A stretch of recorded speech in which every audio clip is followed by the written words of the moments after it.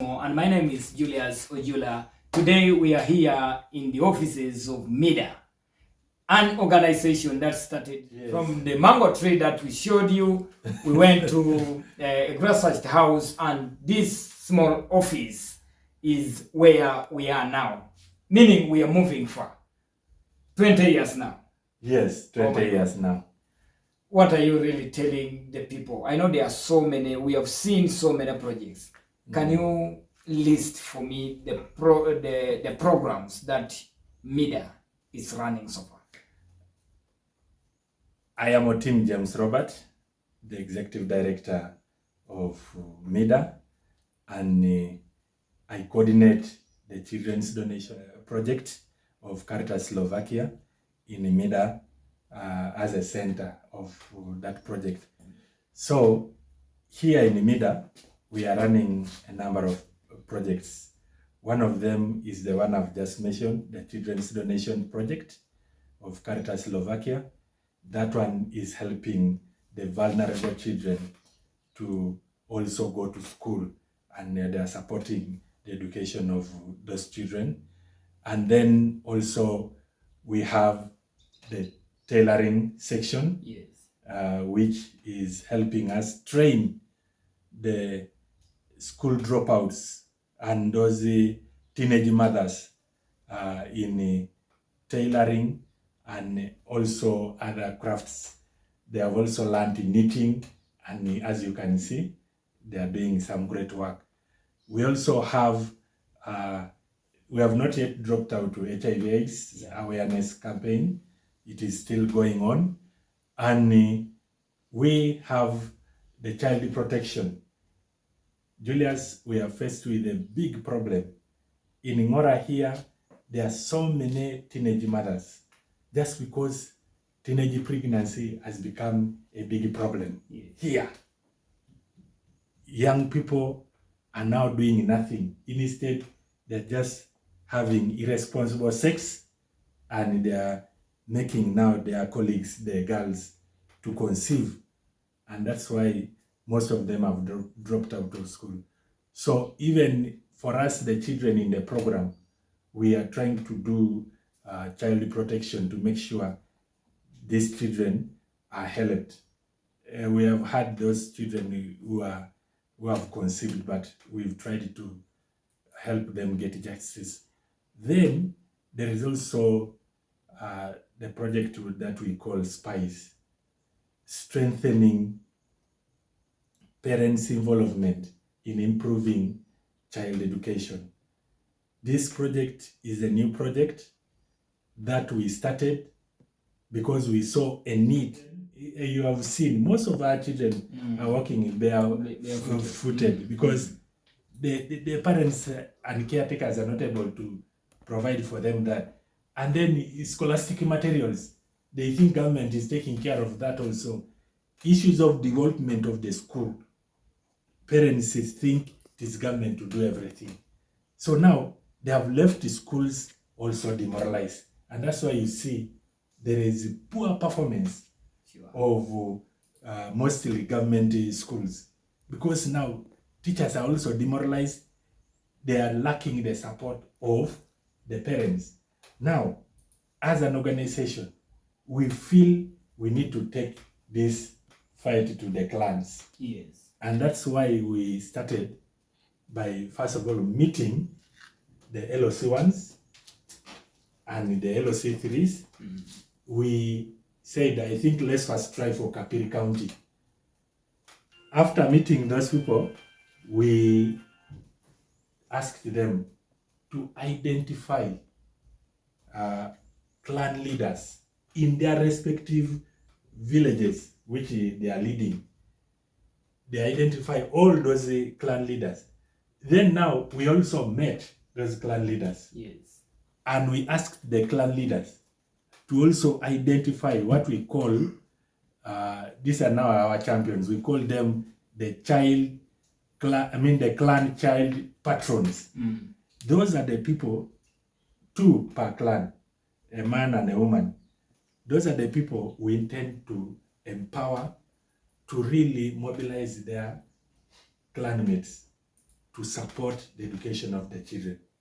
However, we are faced with the challenge of lack of funding, because we don't have direct funding for that project.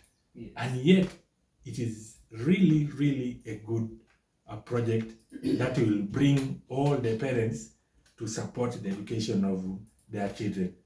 But we are struggling slowly. At least we have managed to identify the clan child patrons.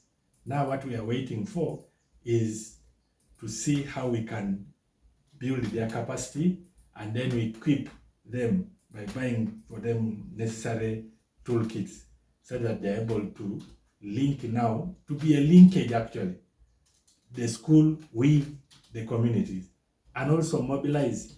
Now you see, tomorrow we are beginning, on Monday. On Monday, yeah. School officially, the first term of 2024 is opening.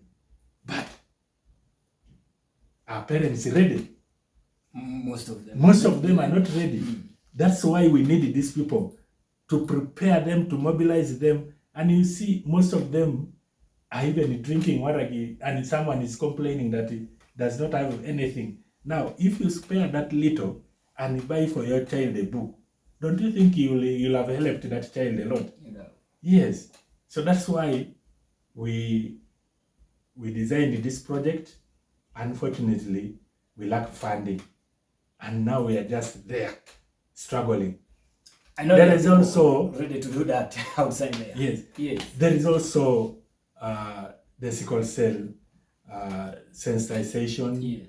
And also testing. We want to appreciate the Subo Foundation that just last week helped us carry out testing here.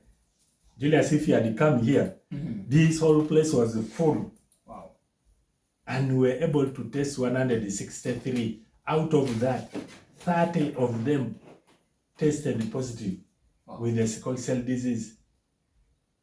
It is a huge number, and I want to encourage the young people out there. Please, please, please, when you want to get married, one of the diseases that you should go for testing with your partner is the sickle cells.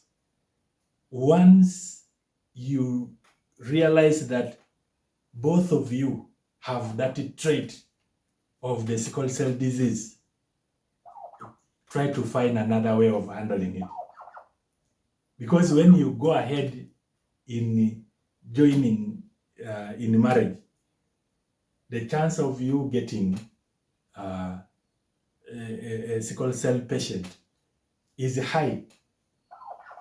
Because for a child to be having that disease, all the two people must have sickle cell trait.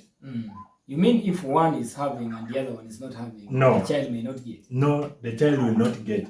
But the child will, one of the children will also get that trait.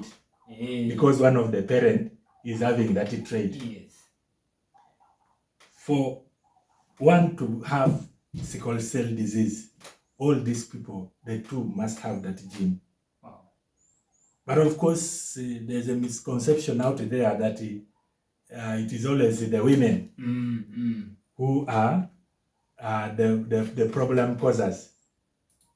Whenever, and that has bred a lot of conflict in most of the families, because people think it is that lady who has brought the disease. Yes, to this family. In our clan, we don't have anyone with that problem. The problem is that lady, not knowing that both must have that trait. Wow. And we had the families here. There's a family that actually even used to fight.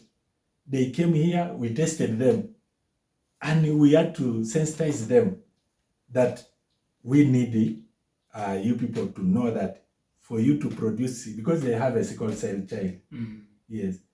Now the man was claiming that he does not have a problem. It is the lady who has that problem. So when we sensitized them and tested, they got that both of them have the thing.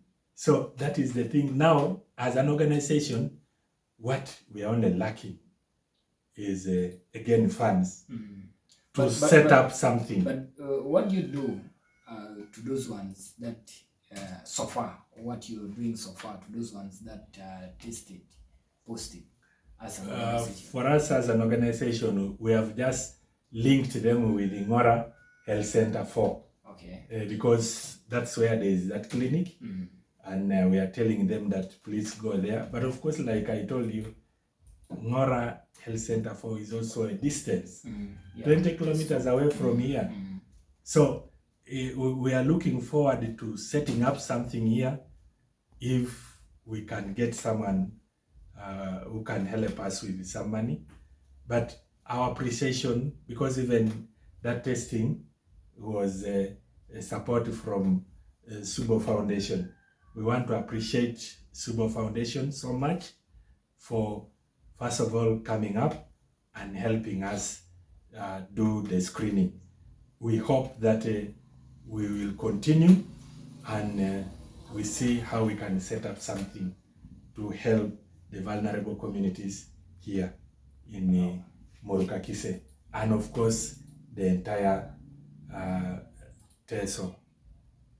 Thank you.